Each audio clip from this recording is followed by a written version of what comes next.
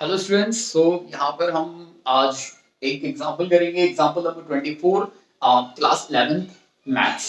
ठीक है, तो एग्जांपल क्या है उसको देखो। आप लोग if P Q R are in G P, आपको क्या दे रखा है? P Q R G P में दे रखा है। ठीक है, एंड द इक्वेशंस, एक इक्वेशन आपको ये दे रखी है एंड एक इक्वेशन आपको ये दे रखी है, हैव अ कॉमन रूट। मतलब इसका मतलब ये है कि इस इक्वेशन का और इस इक्वेशन का जो एक रूट है वो कॉमन है। कॉमन का मतलब ये हो गया, जैसे कि सपोज करो इसका रूट 2 है एक, ठीक है, और इसका भी मतलब इसका एक रूट 2 है और एक रूट 4 है।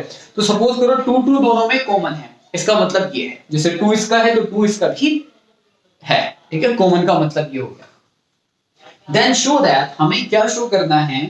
D upon P E upon Q F over R are in AP, ये किस में आ जाए? हमारे पास एपी में आ जाए। ठीक है, तो क्वेश्चन वहां से स्टार्ट करेंगे जहां से, मतलब सॉल्यूशन वहां से स्टार्ट करेंगे जहां से क्वेश्चन स्टार्ट हुआ है। ठीक है, कैसे वो देखो आप लोग।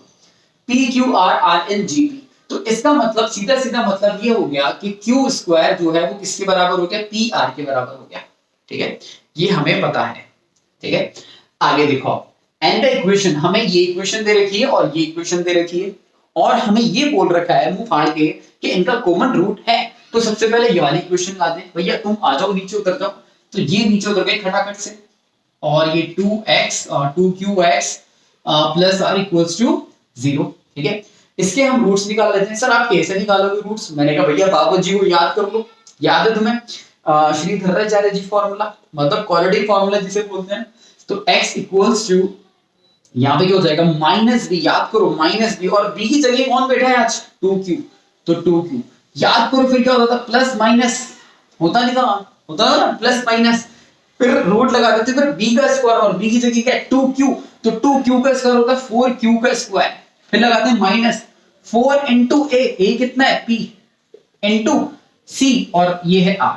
ठीक है, ओवर 2 इंटू a, और a कितना है? p हमें दे रखा है। ठीक है, हो यहां तक किसी को डाउट नहीं होगा।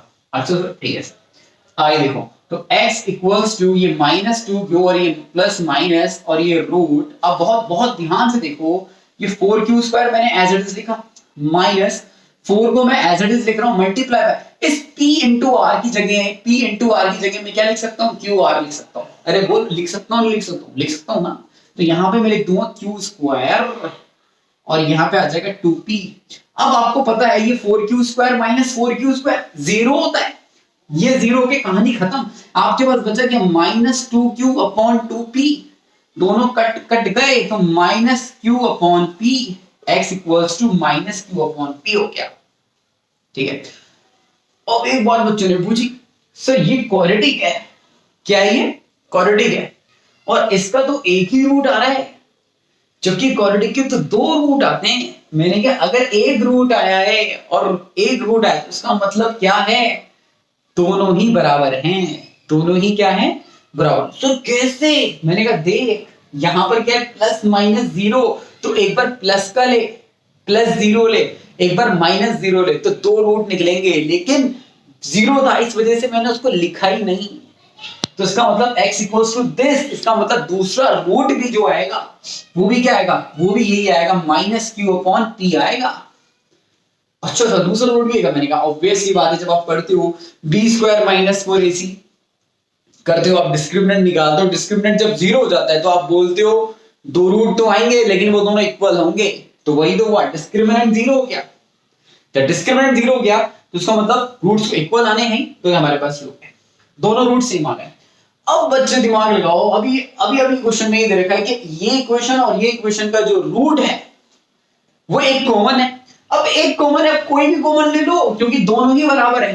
दोनों ही क्या है? बराबर है। तो इसका मतलब ये ले लो, ये ले लो, तो इसका मतलब ये भी, ये जो रूट होगा माइनस क्यू अपॉन पी, वो भी इसका रूट होगा।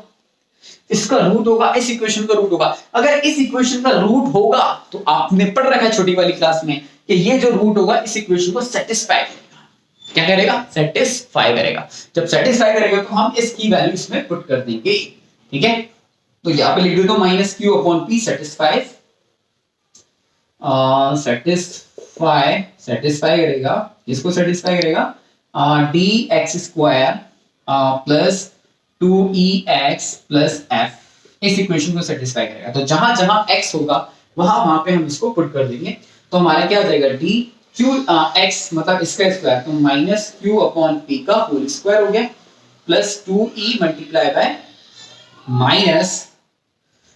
माइनस यहाँ पे हो जाएगा हमारे पास q अपॉन p, ठीक है, और plus f as it is equals to 0, ठीक है। अच्छा हमें दिखाना क्या है, हमें ये दिखाना है कि ये जो है ये एपी में है, एपी में है तो इसका मतलब क्या है, हमें ये दिखाना है तो 2 into e upon q equals to d upon p plus f upon r। ये हमें पता है एपी में किसी भी थ्री टर्म्स को दिखाना होता है तो हमें ये चीज दिखानी है, ठीक है, पता ना, सेकंड टर्म का ट्वाइस और फर्स्ट और थर्ड का सम, बिल्कुल बेसिक आ रही है। आगे देखो, अच्छा सर ठीक है, दिखाते हैं, शो करते हैं। तो यहाँ पर हमारे पास क्या हो जाएगा d, यहाँ पर आ गया मेरे पास q स्क्वायर p हो गया, चलो बढ़िया है, प्लस यहाँ पे सॉरी माइनस हो जाएगा माइनस 2e/q हो जाएगा, चलो बढ़िया है, और यहाँ पे क्या हो जाएगा मेरे पास f हो गया इक्वल्स टू 0 हो गया। चलो यहाँ तक किसी को कोई प्रॉब्लम नहीं होगी, आई होप सो, ठीक है।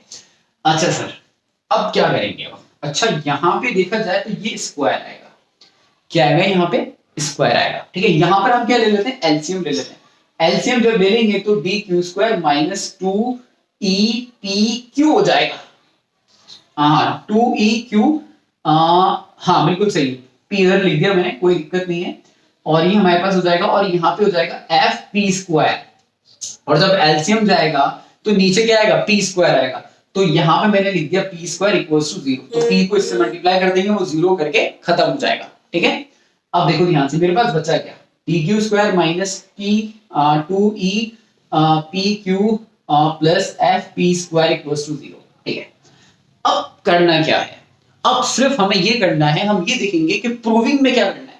प्रूविंग में हमें ये करना है, मतलब d के नीचे क्या आना चाहिए, p आना चाहिए, और d के नीचे मेरे पास कुछ भी नहीं है, और d के साथ भी कुछ भी नहीं आना चाहिए, तो d के साथ मेरे पास q स्क्वायर है। इसका मतलब दिमाग लगाओ, हमें डिवाइड किससे करना चाहिए, हमें डिवाइड करना चाहिए, डिवाइडिंग, ध्यान से देखो, डिवाइडिंग pq स्क्वायर से डिवाइडिंग कर देना चाहिए। जब मैं pq स्क्वायर से डिवाइड कर दूंगा तो q स्क्वायर इस पे हट जाएगा, और यहाँ पे इसके नीचे p भी आ जाएगा, तो मेरे पास यहाँ पे dp हो जाएगा माइनस माइनस करके 2e मेरे पास रह गई।